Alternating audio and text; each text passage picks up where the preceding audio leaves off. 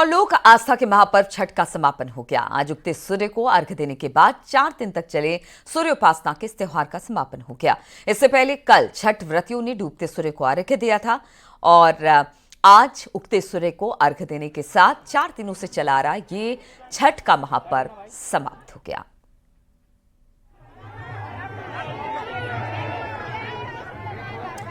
तो ये 3 तस्वीरें हम आपको दिखा रहे हैं, अलग अलग जगहों की तस्वीर है, लेकिन हर जगह से इतनी ही सुंदर तस्वीर सामने आई। छठ के महापर्व पर लोग घाटों पर, नदियों के किनारे, तालाबों के किनारे या फिर कह लीजिए अपने घरों में पानी पर में खड़े होकर जैसे जिसकी श्रद्धा उन्होंने छठ के महापर्व को संपन्न किया। दिल्ली, लखनऊ, गोरखपुर की तस्वीरें हम आपको दिखा रहे हैं, जहां पर आज छठ व्रतियों ने उगते सूर्य को अर्घ्य दिया और साथ ही अपने परिवार और देश दुनिया के मंगल कामना की है। 3 तस्वीरें दिल्ली, लखनऊ, गोरखपुर से 4 दिनों तक चला आ रहा ये महापर्व नहाय खाए के साथ शुरू होकर आज उगते सूर्य को अर्घ्य देने के साथ ही समाप्त हो गया।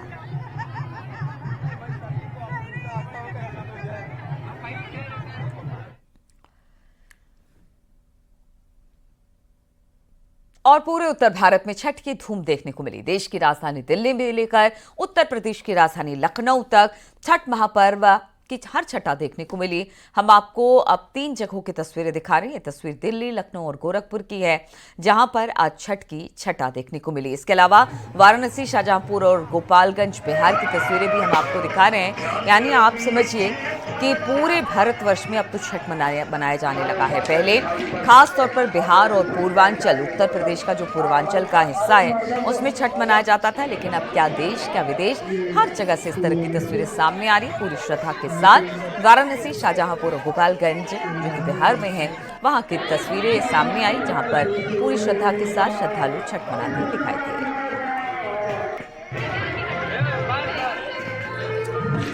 तो 4 दिनों तक चला छठ महापर्व, नहाय खाए, खरना शाम के यानी कि संध्या अर्घ और फिर सूर्य के सुबह के सूर्य देवता को अर्घ्य देने के साथ समापन हो गया। प्रकृति से जुड़ा ये पर्व अपने आप में खास है। कहते हैं कि इस जगत का सबसे कठिन व्रत, 36 घंटे का निराजल व्रत, 4 दिन का व्रत, और किस तरह से यहाँ पर परिवार का एक व्यक्ति व्रत करता है और साथ ही साथ पूरा परिवार उसका सहयोग करता दिखाई देता है।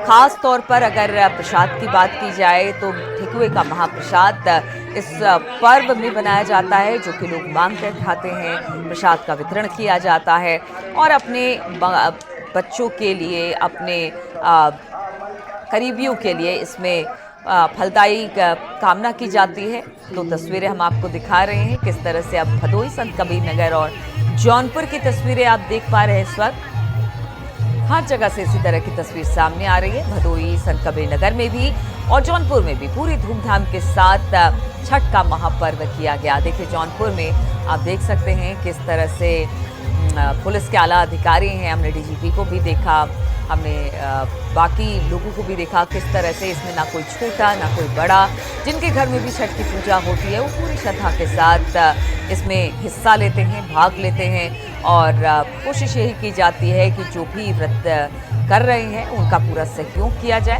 भदोई, संत कबीर नगर और जौनपुर से ये तस्वीरें हम आपको दिखा रहे हैं। मुख्यमंत्री योगी आदित्यनाथ की बात की जाए तो वो भी कल शाम को पहुंचे थे छठ घाट पर, वहां पर उन्होंने अर्घ्य दिया था, पूजा अर्चना की थी और साथ ही साथ सभी को छठ पर्व की उन्होंने बधाई भी दी थी। तो ये छठा भदोही, संत कबीर नगर और जौनपुर की, जहां पूरे धूमधाम के साथ छठ पर्व को संपन्न किया गया।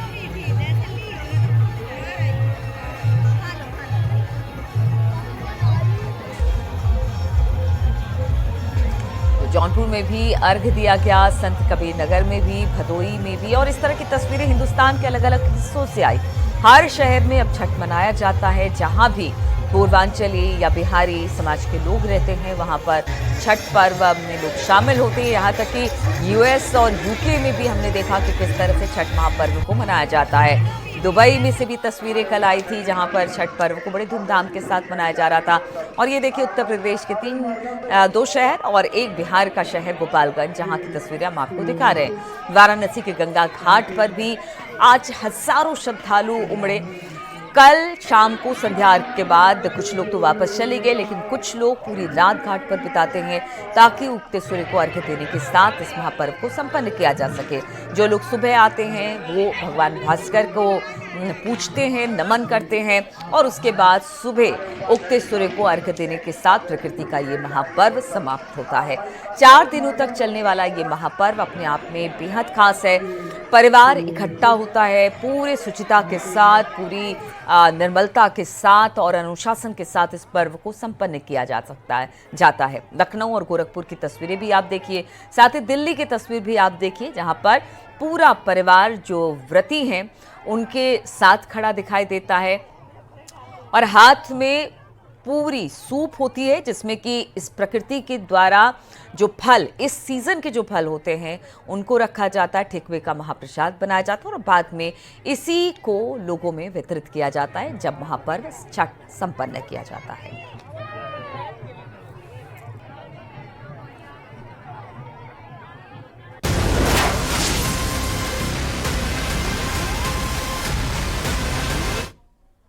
और बड़ी खबर के एएमयू का अल्पसंख्यक दर्जा रहेगा या फिर खत्म होगा, इस पर सुप्रीम कोर्ट आज फैसला सुनाएगा। सीजेआई चंद्रचूड़ की अध्यक्षता वाली 7 न्यायाधीशों की संविधान पीठ इस मुद्दे पर अपना फैसला सुनाएगी। संविधान पीठ ने 1 फरवरी को इस पर फैसला सुरक्षित रखा था। इस फैसले का असर जामिया मिलिया इस्लामिया यूनिवर्सिटी पर भी पड़ेगा। आपको बता दें कि एएमयू को संविधान के अनुच्छेद 30 के तहत अल्पसंख्यक का दर्जा हासिल है। सुनवाई के दौरान केंद्र सरकार की दलील थी कि इसे अल्पसंख्यक खांचे में रखना सही नहीं है। अलीगढ़ पुलिस प्रशासन फैसले को लेकर अलर्ट है। एएमयू कैंपस और सभी संवेदनशील इलाकों पर प्रशासन की पैनी नजर है। तो आज ये बड़ा फैसला आने वाला है जिस पर सबकी नजर बनी हुई है और ये फैसला एएमयू को लेकर है कि क्या ये अल्पसंख्यक यूनिवर्सिटी कहलाएगी आगे चलकर या फिर इसका दर्जा जो अल्पसंख्यक का है उसे खत्म कर दिया जाएगा। आज सुप्रीम कोर्ट में से लेकर सुनवाई होनी है।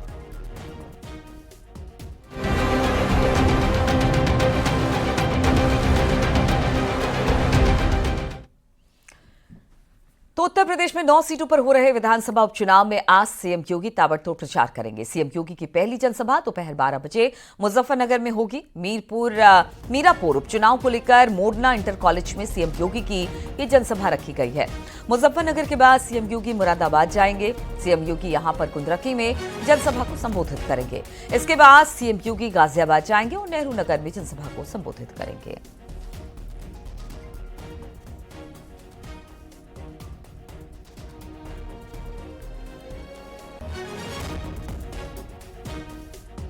तो उपचुनाव को लेकर सीएम योगी लगातार प्रचार करने में जुटे हुए हैं और आज 3 शहरों में सीएम योगी का प्रचार देखने को मिलेगा। मुजफ्फरनगर, मुरादाबाद में चुनाव प्रचार करते दिखाई देंगे सीएम योगी। साथ ही गाजियाबाद में भी आज मुख्यमंत्री चुनाव प्रचार करेंगे।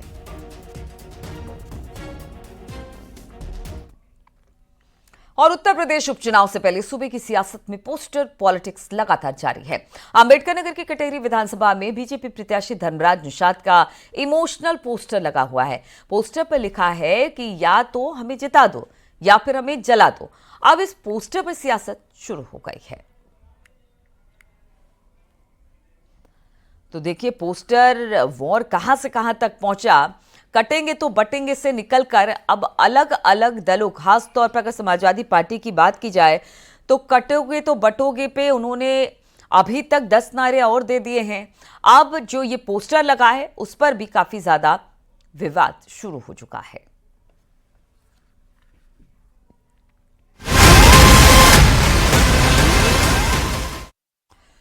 और उत्तर प्रदेश में नहीं थम रहा पोस्टर वॉर और इसके नाम पे लगातार लोग राजनीति भी खूब कर रहे हैं। सीएम योगी का बटोगे तो कटोगे नारा मंदिर तक अब पहुंच गया है। यानी कि राजनीतिक दल तो इसे उठा ही रहे हैं, राजनीतिक पार्टियां और नेता तो इसे उठा रहे हैं, लेकिन अब ये नया नारा मंदिर तक जा पहुंचा है। कानपुर के आनंदेश्वर मंदिर में ये पोस्टर लगा जो हम आपको दिखा रहे हैं। बटोगे तो कटोगे। विधानसभा उपचुनाव की वोटिंग से पहले अब ये पोस्टर चर्चा का विषय बना हुआ है।